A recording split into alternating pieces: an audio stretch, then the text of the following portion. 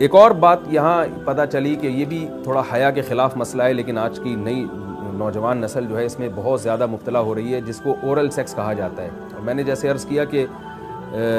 شرعی مسائل میں چاہیے اور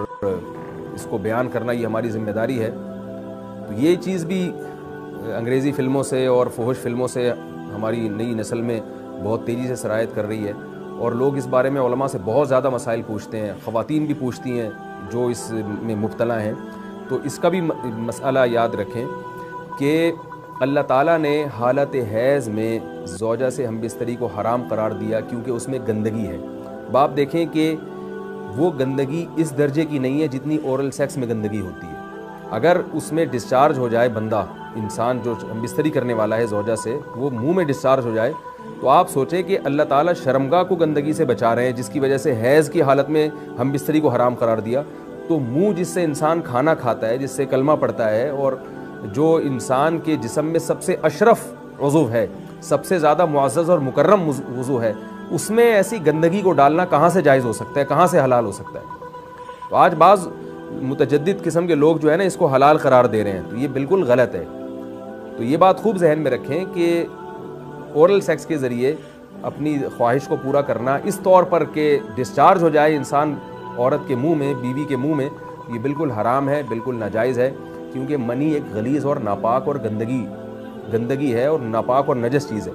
بعض حضرات یہ کہتے ہیں کہ منی پاک ہے، مگر یاد رکھیں منی کے پاک ہونے کے دلائل مضبوط نہیں ہیں، منی کے ناپاک ہونے کے دلائل بہت مضبوط ہیں۔ سب سے پہلی دلیل قرآن مجید میں آتا ہے الم نخلقکم من ماء مہین، ہم نے تمہیں غلیظ اور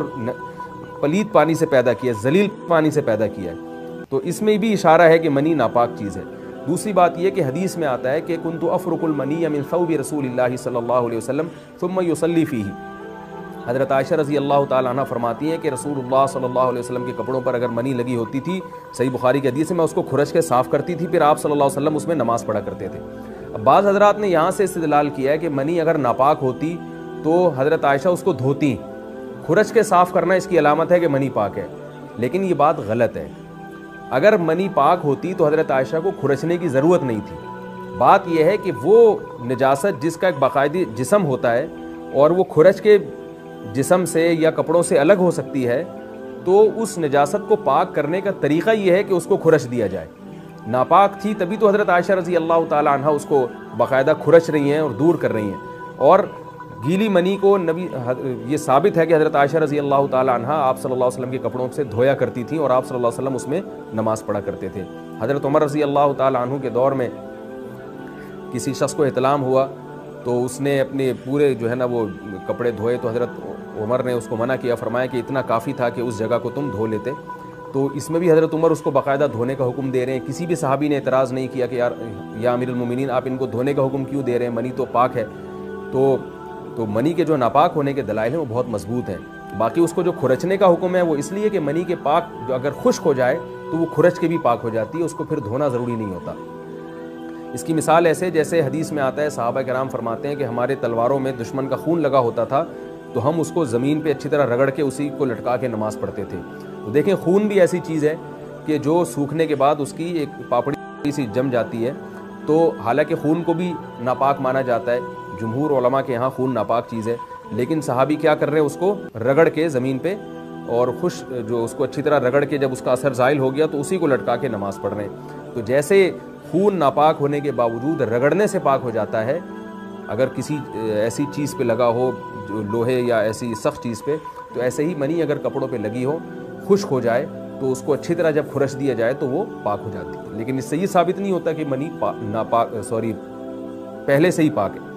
ایک اور دلیل منی کے ناپاک ہونے کی یہ ہے کہ جو مدی ہے، ٹرانسپیرنٹ پانی جو مرد کے جسم سے نکلتا ہے، وہ اگر جسم سے نکل جائے تو وضو فرض ہو جاتا ہے، اور منی نکل جائے تو غسل فرض ہوتا ہے۔ اب یہ کیسی بات ہے کہ مدی کے نکلنے سے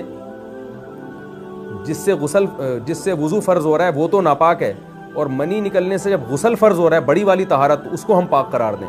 اس لیے امام ابو حنیفہ رحمہ اللہ تعالیٰ کا مذہب منی کے بارے میں کہ یہ نجاست غلیظہ ہے، اور امام مالک کا بھی یہی مذہب ہے، یہ مذہب بہت دلائل کے لحاظ سے قوی ہے۔ تو اس لیے عورت کے منہ میں ڈسچارج ہونا یہ بالکل حرام ہے، ناجائز ہے، گندگی ہے، اسلام میں اس کی قطعاً اجازت نہیں ہے۔